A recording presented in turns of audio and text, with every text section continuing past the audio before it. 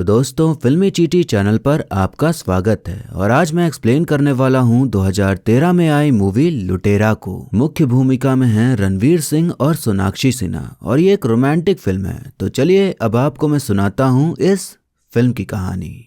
तो मूवी की शुरुआत में हम बहुत बड़े जमींदार सौमित्र रॉय चौधरी और उनकी बेटी पाखी को देखते हैं, जो कि आराम से बैठे लोक रंगमंच का लुत्फ उठा रहे थे। तभी अचानक पाखी को अस्थमा का दौरा पड़ता है, तो पिताजी तुरंत डॉक्टर बुलवा के उसे इंजेक्शन लगवाते हैं। पाखी को अच्छा फील कराने के लिए उसके पिता उसे भील राजा की कहानी सुनाते हैं, जो कि बहुत ताकतवर था और उसकी जान एक तोते में बसती थी। अंग्रेज उसे मारना चाहते थे, तो उन्होंने उस तोते को पकड़ लिया और उसे मारते ही राजा भी मर गया। उसी तरह मेरा तोता आप हो, अगर आपको कुछ हो गया तो हम भी नहीं बचेंगे। अब हम देखते हैं कि पाखी कार चलाना सीख रही होती है कि तभी उसके सामने एक बाइक आ जाती है। तो अक्सर जो लड़कियां करती हैं उसने भी वही किया। स्टीयरिंग व्हील से हाथ हटाकर अपना मुंह छुपाया और ब्रेक लगाया, तब जब बाइक वाला सड़क किनारे भसड़ गया। पहली बार उसकी नजरें मिली वरुण से, जो कि जमीन पर पड़ा हुआ था। पाखी उसे अस्पताल ले जाती है उसका इलाज कराने। कुछ दिनों बाद वरुण चौधरी साहब से मिलने आता है, तो पता चलता है कि वो आर्कियोलॉजिस्ट है। चौधरी साहब का एक बहुत पुराना मंदिर है, तो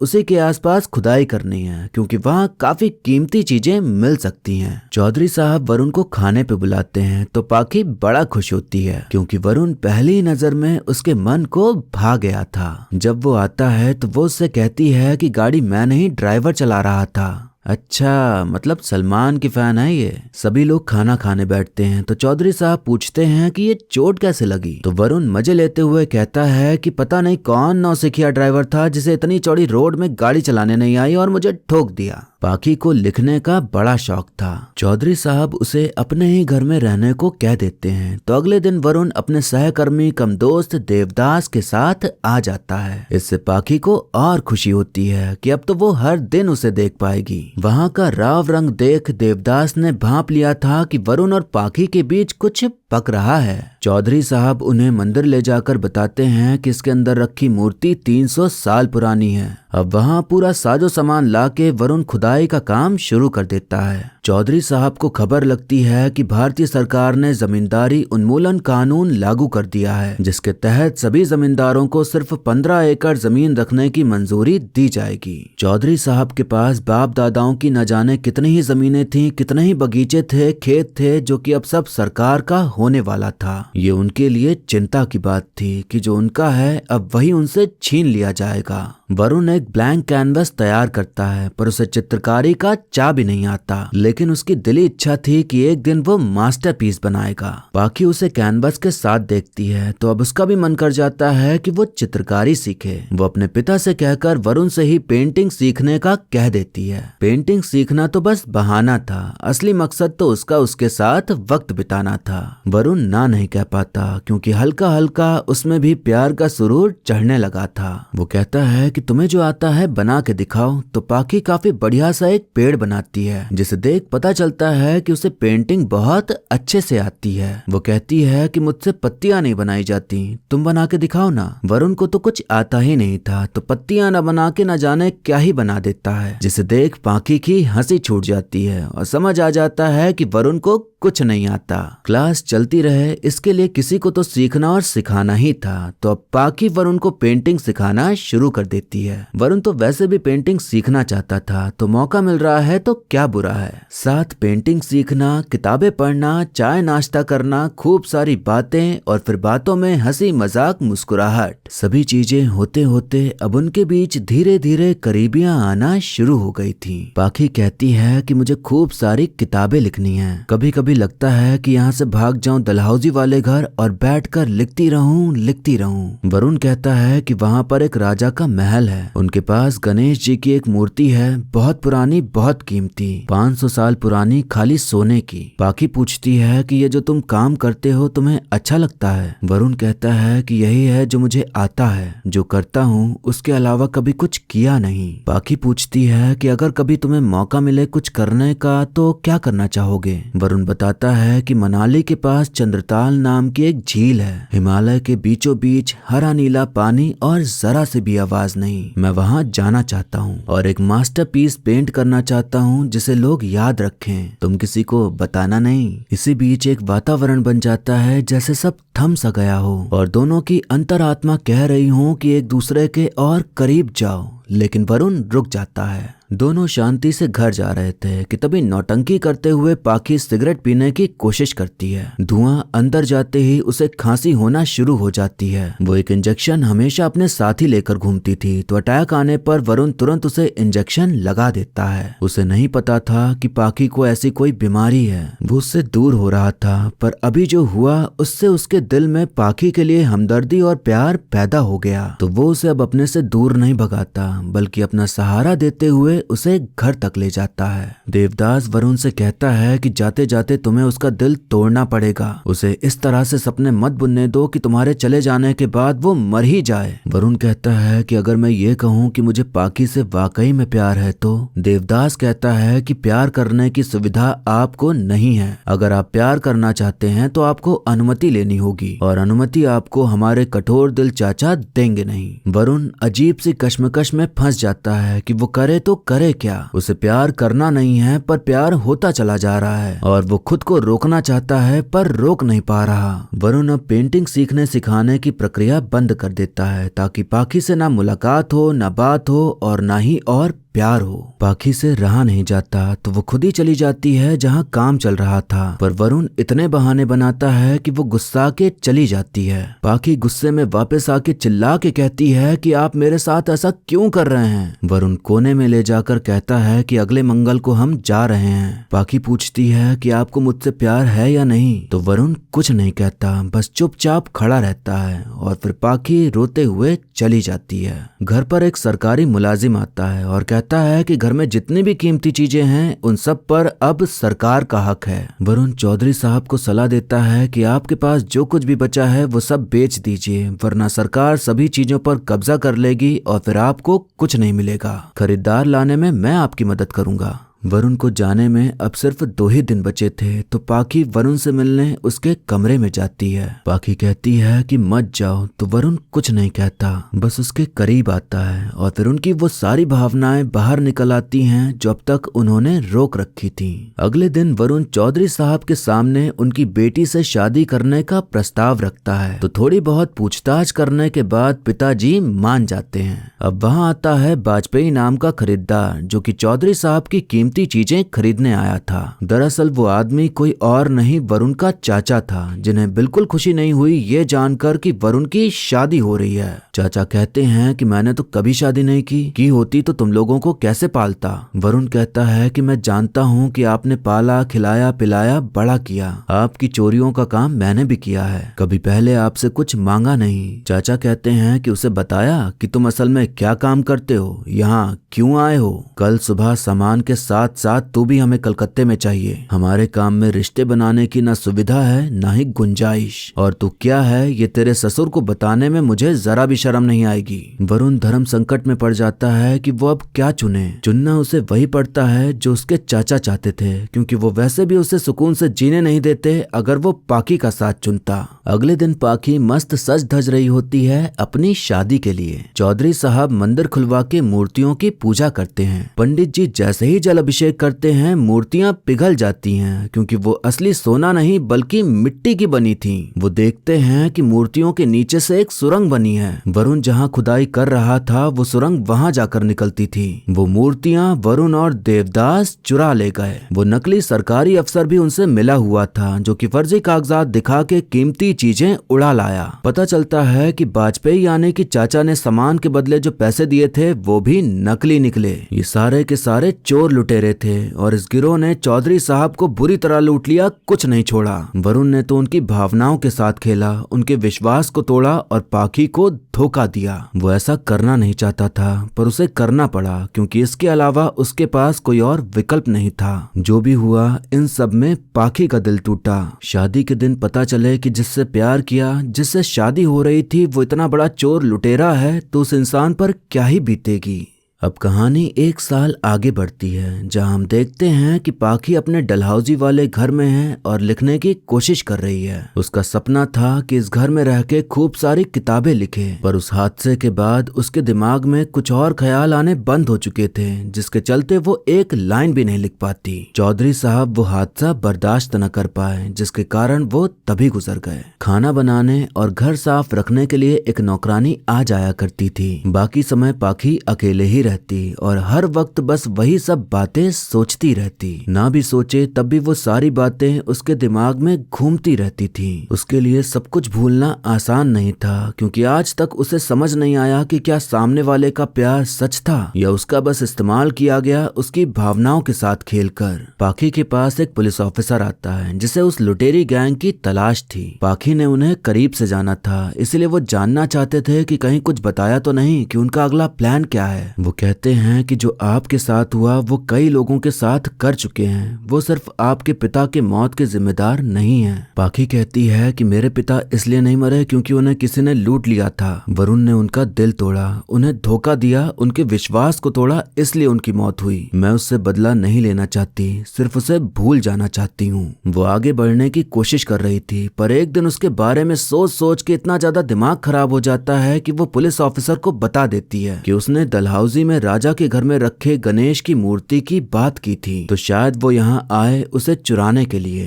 पाखी खिड़की से झांक कर बाहर लगा एक पेड़ देखती है, जिसकी पत्तियां लहरा रही थीं। वो घर के गेट पे एक बोर्ड लगा देती है कि घर का गेस्ट हाउस किराए पर उपलब्ध है। चाचा अखबार में पढ़ते हैं कि गणेश की मूर्ति को अब म्यूजियम में रखा जाएगा। ये खबर जानबूझ के छपवाई गई थी ताकि लुटेरे मूर्ति चुराने का प्लान बनाएं। इकलौती फोटो जो पाखी और वरुण ने साथ में खिंचाई थी, वही फोटो देख वरुण आज भी उसे याद करता है। एक दिन पाखी को बहुत ज्यादा खांसी आती है, इतने कि मुंह से खून निकल आता है। यहाँ पता चलता है कि उसे जानलेवा टीबी है, इसीलिए उसे इतनी खांसी आती थी और दौरे पड़ते थे। डॉक्टर साहब सलाह देते हैं कि आपको किसी गर्म जगह रहना चाहिए, तब आप ज्यादा जिएंगी। पाखी को प्यार में धोखा मिला और जो सबसे प्यारे थे उसके पिताजी वो भी नहीं रहे, तो अब उसके अंदर जीने की उम्मीद कुछ खास बची नहीं थी। हमें दिखाया जाता है कि अब पतझड़ का मौसम आ गया है, तो उस पेड़ की पत्तियां अब धीरे धीरे गिरने लगी हैं। अब दो लोग आए होते हैं गेस्ट हाउस किराए पर लेने, तो पाखी खिड़की से झांक कर देखती है, तो जो दिखता है वो देखने के लिए पाखी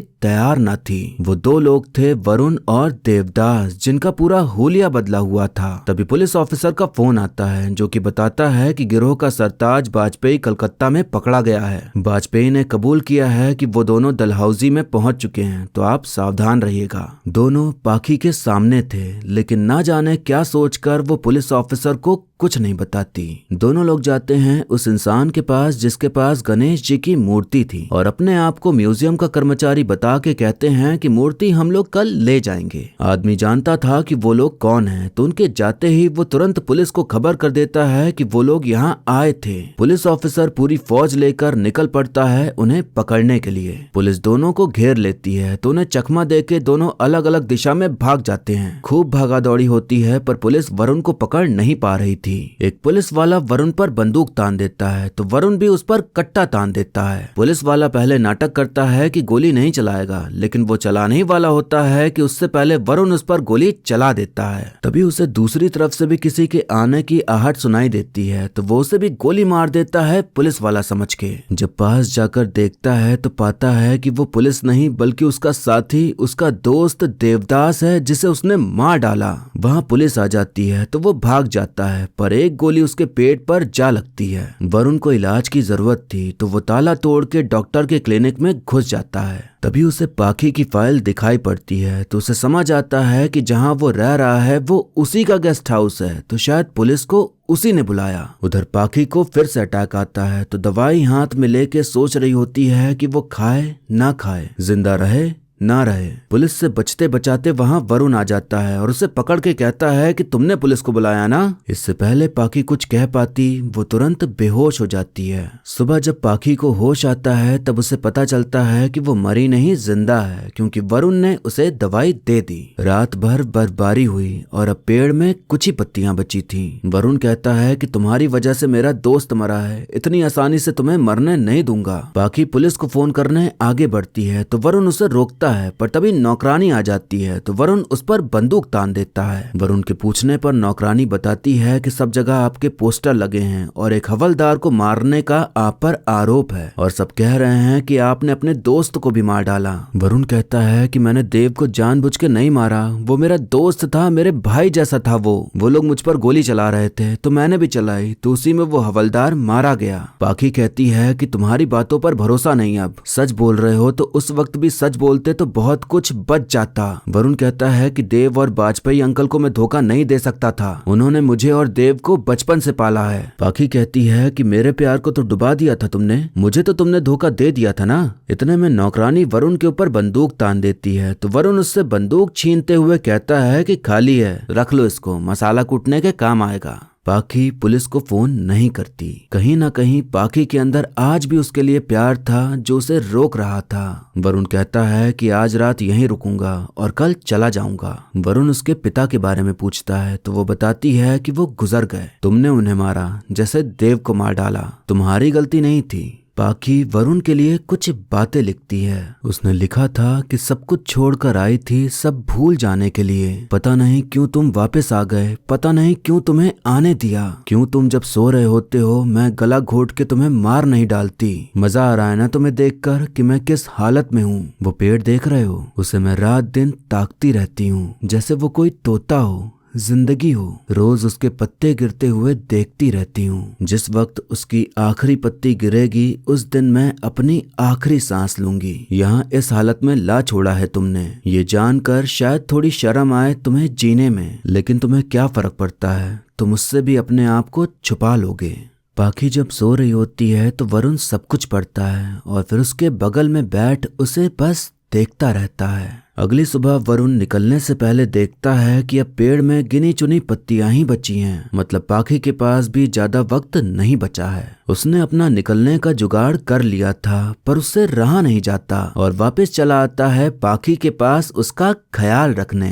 पाखी बिल्कुल नहीं चाहती थी कि वो उसका ख्याल रखे, लेकिन लाख बुरा भला कहने के बाद भी वरुण नहीं जाता। उधर पुलिस पाखी को फोन करने में लगी हुई थी पर पाखी फोन उठा ही नहीं रही थी। हमें देखने मिलता है कि अब पेड़ पे बस एक ही पत्ती बची है। वरुण पूरी तरह से पाखी का ख्याल रखने में लगा हुआ था, उसे खाना बना के खिला के उसे गर्म रख के, मतलब जो उससे हो सकता था वो सब कर रहा था ताकि पाखी और ज्यादा जिए। वरुण कुछ तो कर रहा था जिसकी वजह से वो आखिरी पत्ता नहीं गिर रहा था। अब पुलिस वाला सीधा घर ही चला आता है पाखी के घर की तलाशी लेने, पर पाखी उसे तलाशी लेने से मना कर देती है ये कहकर कि पहले वारंट दिखाओ। ऑफिसर समझ जाता है कि कुछ तो गड़बड़ है तो वो कहता है कि कल मैं वारंट लेके आऊंगा और उसे पकड़ के मार दूंगा। वरुण पाखी को अपना असली नाम बताता है, आत्मानंद त्रिपाठी, तो पाखी हंस पड़ती है। इतने समय बाद उसके चेहरे पर हंसी दिखी। वरुण कहता है कि मुझे पता है कि तुम्हें मेरी किसी भी बात पर विश्वास नहीं होगा, पर आज मैं झूठ नहीं बोल रहा। मैंने तुम्हारे और जमींदार बाबू के साथ जो कुछ भी किया उसके लिए मैं अपने आप को कभी माफ नहीं कर पाऊंगा। मैं अपने आप से नफरत करता हूँ और शायद जब तक जीऊंगा तब तक करता रहूंगा। पाखी पूछती है कि क्या कभी तुमने मुझसे प्यार किया था, तो वरुण रोते हुए कहता है किया था, बहुत किया था, अब भी करता हूँ। मेरी जिंदगी में सबने मेरा इस्तेमाल किया, प्यार सिर्फ तुमने किया। जो तुम यहाँ जी रही हो वो तुम्हारी जिंदगी नहीं है। उस आखिरी एक पत्ते के साथ अपनी जिंदगी जोड़ रखी है, वो सही नहीं है, वो तुम्हारा तोता नहीं है। पाखी कहती है कि अगर वो पत्ती गिर गई तो? वरुण कहता है कि ये मेरा वादा है कि वो पत्ती कभी नहीं गिरेगी। पाखी और वरुण एक दूसरे को गले लगा खूब रोते हैं। आज जाकर वरुण अपनी दिल की बात कह पाया जब सब खत्म होने की कगार पर था। वरुण सुबह उठता है और अपने जेब से एक नकली पत्ती निकालता है जो कि उसने पेंट की थी। वो सीढ़ी लेता है और पेड़ पर चढ़ के वो पत्ती धागे से बांध देता है। वहाँ पहले से कई धागे बंधे थे, मतलब कि वरुण हर रोज एक नई पत्ती बना के ऐसे ही बांध देता था। इसीलिए इतने समय से पाखी को वो आखिरी पत्ती गिरते दिखी ही नहीं। पाखी ने मान लिया था कि उसकी जान पेड़ की पत्तियों में है और जब आखिरी पत्ती भी गिर जाएगी तो वो भी चली जाएगी। तो वरुण ने ठान लिया कि वो आखिरी पत्ती कभी गिरने ही नहीं देगा। पत्ती गिरेगी नहीं तो पाखी के अंदर भी उम्मीद बनी रहेगी जीने की। उसने पत्ती बांधी ही थी कि तभी उसका पैर फिसल जाता है और वो सीधे नीचे जा गिरता है। वरुण चेहरे पर मुस्कान लिए लंगड़ाते हुए वहां से निकल लेता है तो आगे पुलिस खड़ी होती है उसके ऊपर निशाना लगाए। वो उनसे डर के भागता नहीं बल्कि वही मुस्कान लिए अपनी बंदूक निकालता है जिसमें गोली नहीं थी। पर पुलिस को क्या ही पता, तो वो तुरंत उसके सीने में गोली दाग देते हैं और उसकी मौके पर ही मौत हो जाती है।